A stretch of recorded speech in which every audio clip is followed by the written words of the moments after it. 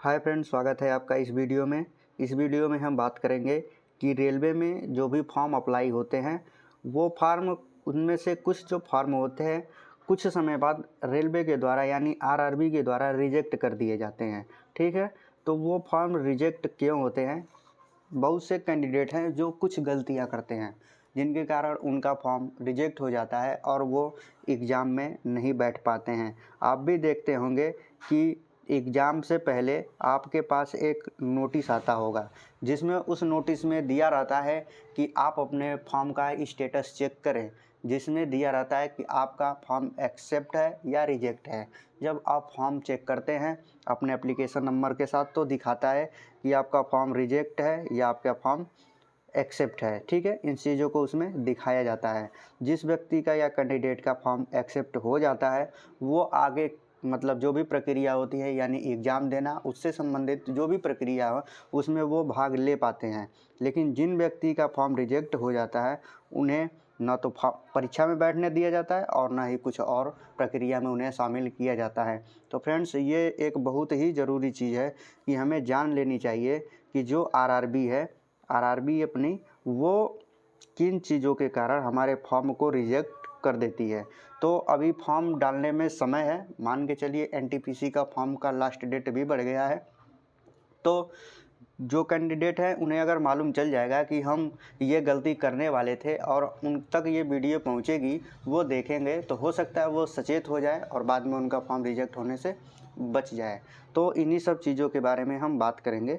और वीडियो में आगे बढ़ने से पहले फ्रेंड आपसे रिक्वेस्ट है, प्लीज़ अगर आप हमारे चैनल पे नए हैं तो चैनल को सब्सक्राइब करिए, वीडियो को लाइक और शेयर करिए। ज़्यादा समय न लेते हुए हम वीडियो में आगे बढ़ते हैं। आप देख सकते हैं हम इसमें बहुत से जो सवाल हैं उसको लिए हुए हैं जो कमेंट में आया था। आप देख सकते हैं पहला है कि किसका एडमिट कार्ड नहीं आएगा। किसका एडमिट कार्ड नहीं आएगा यानी फॉर्म में गलती होने पे किसका एडमिट कार्ड नहीं आएगा। डीबी से बाहर कब करते हैं, किस डॉक्यूमेंट की गलती के कारण हम लोग क्या गलती करते हैं कि हमें डीबी से बाहर कर दिया जाता है डॉक्यूमेंट वेरिफिकेशन से। अगला है गलत डॉक्यूमेंट लगाने पर क्या होता है और गलत जाति प्रमाण पत्र लगाने पे क्या होता है। आगे हम देखते हैं इस वीडियो में हमने क्या क्या चीज़ें कवर किया है, जिसमें जो कि फॉर्म रिजेक्ट होता है उससे संबंधित सवाल है। आगे देखते हैं। देखिए, इसमें हमने ये सवाल कवर किया है कि मार्कशीट में नाम गलत रहने पर क्या होता है। किसी के मार्कशीट में नाम, उनका नाम, पिता का नाम, माता का नाम गलत होता है तो क्या हो सकता है, क्या उससे एडमिट कराएगा या क्या होगा। अगला देखते हैं। अगला है फ़ोटो और सिग्नेचर गलत रहने पे क्या होता है। ठीक है, अगर किसी का फ़ोटो अपलोड गलत हो गया है, सिग्नेचर गलत कर दिया है तो क्या होगा। हमें फ़ोटो कब बदल देना चाहिए, यानी कि हमें जो फ़ोटो अपलोड करना है उसे कब बदल देना चाहिए, यानी कि कितना मतलब पुराना नहीं रखना चाहिए, कब बदल देना चाहिए, उससे क्या परेशानी होगी, इसके बारे में बात करते हैं। आप देख सकते हैं एफिडेविट कब देना पड़ता है। आप देखते हैं कि एफिडेविट रेलवे मांगती है कुछ गलती के कारण, तो वो कब दे सकते हैं, कब देना पड़ता है। और देखते हैं डीबी से बाहर कब हो जाते हैं, यानी कि वो लोग डीबी से हमें बाहर कब कर देते हैं, क्या गलती होती है कि हमें डीबी से बाहर कर देते हैं। इतने लोग मेहनत करके परीक्षा दे के और भी जो चीज़ें हैं वो करने के बाद जब डॉक्यूमेंट वेरिफिकेशन में पहुंचते हैं तो आरआरबी के द्वारा उनको डीबी से बाहर कर दिया जाता है। तो आखिर क्या उनकी गलतियां होती हैं जिनके कारण उन्हें डीबी से बाहर कर दिया जाता है। फ्रेंड्स, इस वीडियो को आप अच्छे से ध्यान से सुनिए। अगर आप भी चाहते हैं कि आपका लास्ट फाइनल तक सिलेक्शन हो तो आप वीडियो को अच्छे से सुनिए, देखिए। नहीं तो आप बस चाहते हैं कि हम भीड़ का हिस्सा बने तो फिर आप चाहें तो वीडियो को स्किप करके बाहर जा सकते हैं, क्योंकि जो भीड़ का हिस्सा बनने वाले हैं उन्हें ये शायद वीडियो नहीं देखनी चाहिए। अगर आपका लक्ष्य है कि हमें सिलेक्शन लेना है और हमसे जो गलतियां होने वाली है उससे हम बच जाएं तो प्लीज़ आप वीडियो को लास्ट तक देखिए। अगला बात करते हैं गलत डॉक्यूमेंट लगाने पर क्या होता है और डीबी में क्या क्या चेक होता है, ये बातें करेंगे हम।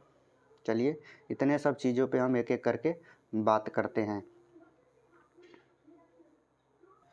चलिए फ्रेंड्स, हम पहला सवाल पहले ही उठाते हैं कि जाति प्रमाण पत्र गलत होने पर यानी गलत लगाने पर, हमने गलत जाति प्रमाण फॉर्म में अपलोड कर दिया तो उससे क्या चीज़ें हो सकती हैं।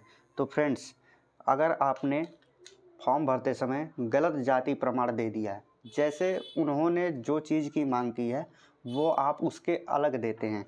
तो इसमें देखिए आपको दिक्कत का जो सामना करना पड़ सकता है वो देखिए आपकी एडमिट कार्ड तो आ जाएगी, ठीक है। जाति प्रमाण पत्र गलत अपलोड करने के कारण आपकी एडमिट कार्ड नहीं रुकेगा, एडमिट कार्ड आपका आएगा, आप एग्ज़ाम भी देंगे, ठीक है। एग्ज़ाम भी आपको देने दिया जाएगा, ऐसा नहीं है कि आपको एग्ज़ाम में नहीं बैठने दिया जाएगा, आपको एग्ज़ाम देने दिया जाएगा, ठीक है। आप एग्ज़ाम देंगे, उसके बाद जब आपका फाइनल सिलेक्शन होने वाला होगा, यानी कि आप जब डीवी में जाएंगे डॉक्यूमेंट वेरिफिकेशन में, उस समय आपको बाहर किया जाएगा जाति प्रमाण पत्र के चलते, ठीक है। तो इन बातों पे आप ध्यान दीजिए।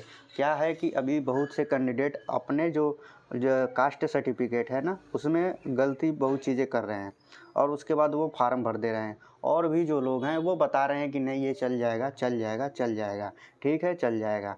वो लोग बोल रहे हैं कि आपका एडमिट कार्ड आ जाएगा, चल जाएगा, सब सही है। तो मेरा भी मानना है कि चल जाएगा, आपका एडमिट कार्ड तो ज़रूर आएगा, लेकिन जब आप लास्ट में पहुंचेंगे ना तब उससे गलती होगा, तब आपको वो लोग बाहर करेंगे, फिर आपको तब समझ में आएगा कि हमने गलती क्या की थी। इसलिए हम आपसे रिक्वेस्ट करते हैं, आप हमारे चैनल पे जितने भी वीडियो कास्ट सर्टिफिकेट से संबंधित है देख के, अभी टाइम है, बनवा के वही चीज़ लगाइए, अपलोड करिए, फिर इसका आपको सामना नहीं करना पड़ेगा। फ्रेंड्स, आप भी जानते हैं कि हम इतने कंपटीशन पार करके जाते हैं जब, तो फाइनल डीबी में जब हमारे साथ ऐसा बर्ताव हो कि आपके डॉक्यूमेंट गलत हैं, तो फिर हमें कैसा महसूस होगा। चलिए, इस मुद्दे पे हमने बात कर लिया, अगला देखते हैं अगला क्या है। देखिए अगला चीज़ है कि मार्कशीट में नाम गलत रहने पे क्या होगा। देखिए फ्रेंड्स, मार्कशीट में बहुत से लोगों के नाम गलत हो जाते हैं। गलत होने का सेंस अगर हम कहें तो जैसे किसी का नाम है रामदास, मान के चलिए हमने रामदास लिख दिया, ठीक है, DAS, ठीक, और यहाँ भी एक हम रामदास लिखते हैं, ठीक है फ्रेंड्स, यहाँ स्पेस देके बीच में स्पेस है और DAS करते हैं। अब देखिए फ्रेंड्स, इस दोनों में क्या अंतर है। यहाँ रामदास हमने एक में सटा के लिखा हुआ है और यहाँ हमने रामदास राम अलग करके और दास यहाँ मान लीजिए लिख दिए अलग अलग। तो इन सब चीज़ों में अगर किसी की गलती है, यही चीज़ अगर कैंडिडेट के नाम में गलती है, मान लीजिए उन्होंने 10th का मार्कशीट लगाया और 10th के मार्कशीट में कैंडिडेट का नाम है यही है और मतलब उसके और मार्कशीट में ये ऐसा है, तो वो क्या करेंगे। तो फ्रेंड्स, इन सब चीज़ों के लिए आपको डरना नहीं है, आपको फिल वो कर देना है। लास्ट में जब डीबी होगा तो इसके लिए आपको एफिडेविट लगानी पड़ेगी, एफिडेविट दे देंगे, सब सही हो जाएगा, आपको इसके लिए बाहर नहीं निकाला जाएगा, ठीक है। यही गलती आपके पिता और माता के नाम के साथ भी हो तब भी हो जाएगा, वहाँ पे एफिडेविट लगा के ये सब चीज़ें सही हो जाती हैं। तो इस चीज़ के लिए आप चिंता न करिए। आगे देखते हैं, अगला है फ़ोटो और सिग्नेचर गलत रहने पे क्या होगा। फ्रेंड्स देखिए, फ़ोटो और सिग्नेचर भी एक बहुत बड़ा मुद्दा है आरआरबी में। अगर आपके फ़ोटो अपलोड गलत कर दिए जाते हैं, मतलब वो जो फ़ोटो है अच्छे से विजुअल नहीं है, अच्छे से दिखाई नहीं दे रहा है, तो फिर जैसे अच्छे से अगर दिखाई ना देना तो आरआरबी जो आपके फॉर्म को रिजेक्ट कर देती है। उस स्थिति में जो आपका एडमिट कार्ड है ना, एडमिट कार्ड वो नहीं आएगा, आपका एडमिट कार्ड ही नहीं आएगा, आप परीक्षा में बैठ ही नहीं पाएंगे।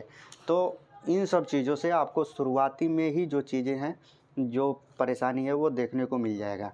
आपका सिग्नेचर है, अब सिग्नेचर के चलते आपको दिक्कत कहाँ होगी, तो सिग्नेचर के चलते आपको एडमिट कार्ड में दिक्कत नहीं होगी फ्रेंड। एडमिट कार्ड में तो एडमिट कार्ड आपका आ जाएगा, सिग्नेचर के चलते सिग्नेचर गलत हुआ तो आपका आ जाएगा, लेकिन इसके चलते आपको डीबी में परेशानी करना पड़ता है। अब देखिए सिग्नेचर करते कैसे है, देखिए आरआरबी ये नहीं बोलती है कि आप अपना सिग्नेचर हिंदी में न करिए। जैसे मान के चलिए किसी का नाम आपको बताया है ना कि रामदास है, तो वो हिंदी में सिग्नेचर करे, कोई दिक्कत नहीं है, हिंदी में कर दे, लेकिन वो हर जगह हिंदी में ही करे। एक बार सिग्नेचर अगर उन्होंने हिंदी में अपलोड कर दिया तो वो फाइनल सिलेक्शन तक हिंदी में अपने सिग्नेचर करे, ठीक है, मिसमैच न करे। आरआरबी इसको वेरीफाई करती है, मानती है। लेकिन अगर आपने इंग्लिश में सिग्नेचर कर दिया तो फिर दिक्कत कहाँ होता है। जैसे आपने इंग्लिश में किया, एक तरह से यहाँ ऐसे कर दिए, ठीक है, देखते रहिए, राम मान लीजिए RAM और DAS, ठीक है फ्रेंड, लिखने पे ध्यान न दीजिएगा, हम बस आपको बता रहे हैं। रामदास हो गया और एक आपने ऐसे लिख दिया, ठीक है ना, स्क्रीन पे पूरा नहीं हो पा रहा है, मतलब पूरे कैपिटल लेटर में रामदास लिख दिया। अब देखिए यार, जो आरआरबी है ना फ्रेंड, वो इसको सही मानती है और इसको गलत कर देती है। हो सकता है आप एग्ज़ाम में बैठे तो चल जाए, एग्ज़ाम दे लें, लेकिन जब आप फाइनल सिलेक्शन में जाएंगे तो इसके चलते आपको पूरे 100% वो बाहर कर देगी। इस चीज़ पे आप ध्यान दीजिएगा सिग्नेचर अपलोड करते टाइम, ठीक है। हम आपको पहले ही बता दिए हैं और भी वीडियो में बताए हैं कि आपको इस चीज़ पे बहुत ज़्यादा ध्यान देना है। आप अभी से भले सिग्नेचर हिंदी में करिए, ठीक है, लेकिन अगर इंग्लिश में कर रहे हैं तो आप कैपिटल लेटर में पूरा सिग्नेचर कभी ना करिए, ठीक है। अगला है फ्रेंड्स कि हमें फ़ोटो कब बदल देना चाहिए। अब फ़ोटो बदलने वाली बात हम किस चीज़ की कह रहे हैं। आपने देखा होगा कि आरआरबी है अभी के समय में वो आपसे अकाउंट बनवा रही है, ठीक है, और उसी अकाउंट से जो भी आरआरबी मतलब निकाल रही है भर्ती, उससे आपको फॉर्म फिलअप करने के लिए कह रही है। मान के चलिए कि आपने 8 महीना पहले एक अपना अकाउंट आरआरबी में बनाया है, ठीक है, तो उसमें आपने एक फ़ोटो अपना लगाया है। अब जब मान लीजिए कि एनटीपीसी का फॉर्म अप्लाई कर रहे हैं आप, तो जब फॉर्म अप्लाई करने के बाद आपसे बोलता है फ़ोटो और सिग्नेचर अपलोड करने के लिए, तो वो पहले वाला फ़ोटो और सिग्नेचर उसमें दिखाई देता है, तो बोलता है आपको इसी को रहने दें या फिर आप अपना चेंज करें। तो बहुत से कैंडिडेट हैं बोलेंगे चलो इसी को रहने दें, तो ऐसी गलती ना करिएगा। अगर 6 महीने से अधिक उस अकाउंट को बनाए हुए हो गया है तो उसमें तो वो फ़ोटो रहेगा, कोई दिक्कत नहीं। जब आप एनटीपीसी का फॉर्म अप्लाई कर रहे हैं ना, तो वहाँ पे आप दूसरा फ़ोटो अपलोड कर दीजिएगा, ठीक है, क्योंकि वो पहले से सेव है, ठीक है। तो वो इस चीज़ के लिए हो सकता है आपको बाद में परेशानी हो।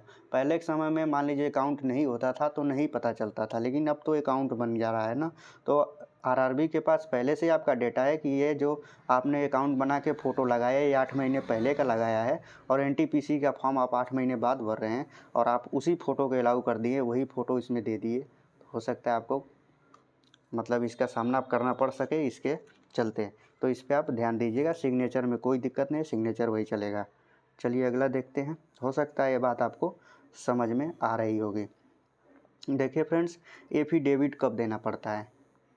एफिडेविट हमने आपको बताया कि जो थोड़ा बहुत प्रॉब्लम होता है ना किसी के डॉक्यूमेंट में नाम उम से लेके, तो उसमें आप एफिडेविट दे सकते हैं। डीबी के समय आपको एफिडेविट देना पड़ता है, दे देंगे मान्य हो जाता है। हमने ये भी देखा है कि डीबी के समय ना जब डीबी वहाँ पे होता है तब वो लोग बोलते हैं कि जाओ इस चीज़ का आप एफिडेविट बनवा के लाओ, तो लोग वहीं से अपने कचहरी जो भी होता है वहाँ जाते हैं और एफिडेविट बनवा के ला देते हैं, दे देते हैं, मान्य हो जाता है, ठीक है। इन सब चीज़ों पे आपको मतलब ज़्यादा सोचना नहीं है। आप इसके लिए अगर कुछ थोड़ा बहुत दिक्कत हो तो आप अपना एग्ज़ाम दीजिए, तैयारी कीजिए, ये आगे चल के आपका सही हो जाएगा।